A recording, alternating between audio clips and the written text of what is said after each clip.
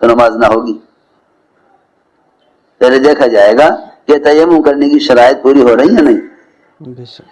پہلے دیکھا جائے گا کہ تیمم کرنے کی شرائط پوری ہو رہی کہ نہیں.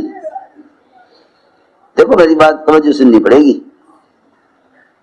یوں نہیں کہ یوں نہ مشکل ہو رہی تو یوں کر لو. اس سے پوچھو تو نے پانی کہاں تک تلاش کیا ہے. تو یہ سردی لگ رہی ہے کہ کیا کروں کہ تیمم کر لوں. یہ دیکھنا پڑے گا کہ اس نے جو وضو کا متبادل تیمم سوچا ہے آیا تیمم کی شرائط پوری ہو رہی ہے نہیں.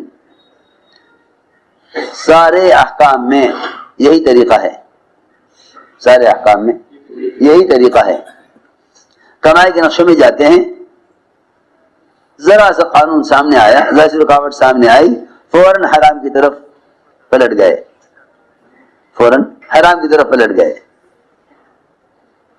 کہ بھائی اس ملک کا قانون یہ ہے, ہم حرام سے بچ نہیں سکتے.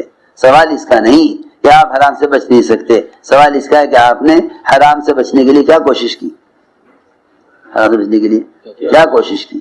اور یہ یقینی بات ہے کہ اگر مسلمان بقدر ضرورت کمائے تو حلال کما سکتا ہے. سارے حرام کے نقشے اور سارے حرام اسباب اور سارے شریعت سے ہٹ کر کمانے کے طریقے وہ سب کے سب خواہش کو پورا کرنے کے لیے ہیں. ضرورت کو پورا کرنے کے لیے حرام سے بچنا آسان ہے, خواہش کو پورا کرنے کے لیے حرام سے بچنا مشکل ہے. ضرورت پورا کرنے کے لیے ضرورت پورا کرنے کے لیے حلال پر چلنا آسان ہے, خواہش کو پورا کرنے کے لیے حرام سے بچنا مشکل ہے. آپ دیکھ لینا جتنے بھی کمائی کے نقشے خواہش کے ہیں اس میں آدمی حرام سے بچ نہیں سکتا. اس میں آدمی حرام سے بچ نہیں سکتا.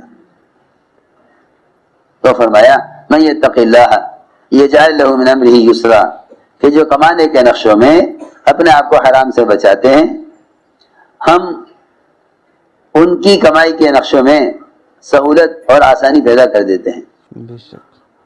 سہولت اور آسانی پیدا کر دیتے ہیں. من یتق اللہ یجعل لہ من امرہ یسرا, کہ کمائی کے نقشوں میں آسانی لاویں گے تقوی والوں کے لیے. کتنا تقوی, اللہ اکبر. عمر رضی اللہ تعالی عنہ بیمار ہو گئے. کیا ہو بیمار ہو گئے. حضرت عمر بیمار ہو گئے. طبیب نے کہا کہ آپ کو بیماری ایسی ہے کہ اس میں آپ کو شہد استعمال کرنا ہوگا. شہد تلاش کرایا نہیں ملا. بیت المال سے پیغام آیا کہ آپ کو شہد کی ضرورت ہے, بیت المال میں شہد رکھا ہوا ہے. بیت المال میں شہد رکھا ہوا ہے. آپ بیت المال کے مالک ہیں, مومنین ہیں, آپ شہد استعمال کر لیں. حضرت عمر رضی اللہ فرمایا کہ نہیں, بیت المال میرا نہیں ہے, مسلمانوں کا ہے. میرے لیے بیت المال سے شہد کا استعمال کرنا حرام ہے. ساتھیوں نے کہا مومنین ہم اجازت دیتے ہیں. چنانچہ حضرت عمر نے سب کو جمع کیا, سب کو جمع کیا مسجد میں. بیت المال سے شہد استعمال کرنے کے لیے سارے مسلمانوں نے اجازت لینے کے واسطے سب کو مسجد میں جمع کیا. سب کو مسجد میں جمع کیا.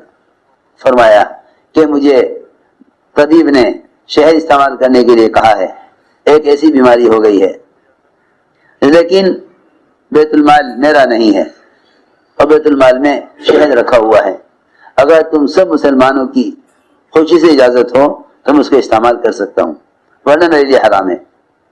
سارے مسلمان نے کہا مومنین ہم سب آپ کو خوشی سے اجازت دیتے ہیں کہ آپ بیت المال سے شہد استعمال کر لیں. اس سے تقوی پر اللہ رب العزت برکت عطا فرماتے ہیں. اللہ اکبر. ایسا تقوی جہاں بھی سوچتے تھے کہ ہماری ذات کو لوگ استعمال کریں گے دین کے لیے, وہیں اپنے آپ کو مال کے نقشے سے الگ کر لیتے تھے. وہیں اپنے آپ کو مال کے نقشوں سے الگ کر لیتے تھے. سوچو تو صحیح, بحرین کی ملکہ کی طرف سے بحرین کی ملکہ کی طرف سے قاصد آیا، بحرین کی ملکہ کی طرف سے قاصد آیا عمر رضی اللہ تعالیٰ عنہ کو سے ملاقات کے لیے۔ حضرت عاتقہ حضرت عمر کی بیوی، خیال یہ ہوا کہ قاصد آیا ہے، واپس جائے گا، ہم ابی المؤمنین کی بیوی ہیں، ہم ابی المؤمنین کی بیوی ہیں، اور وہ ملکہ بحرین کی ملکہ ہے، تو ہمیں چاہیے کہ اس کے لیے کوئی ہدیہ بھیج دیں، شاید 1 دینار کا یا چند درہم کا معمولی سا عطر، معمولی سا عطر خریدا اور انہیں شیشے میں بھرا اور بحرین کی ملکہ کو حضرت عمر کی بیوی نے ہدیہ بھیجا۔ اس کے لیے وہ عطر تو بہت معمولی تھا، لیکن بہرحال امیر المؤمنین کی بیوی کی طرف سے آیا تو بحرین کی ملکہ نے وہ عطر تو نکال لیا شیشوں میں سے، اور ان شیشوں کے اندر بڑے قیمتی موتی، بڑے قیمتی جواہرات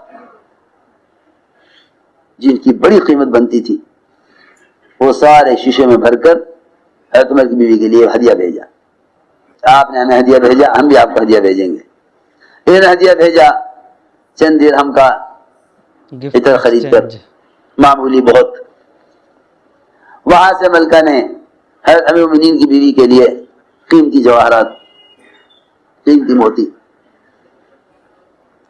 جب وہ قیمتی موتی جواہرات آئے، وہ بستر پر الٹ کر اس میں تو جواہرات سے قیمتی، ان کی چمک دمک تعجب سے دیکھ رہی تھی، پلٹ پلٹ کر حضرت عمر گھر میں داخل ہوئے، فرمایا یہ کیا ہے، یہ کیا ہے؟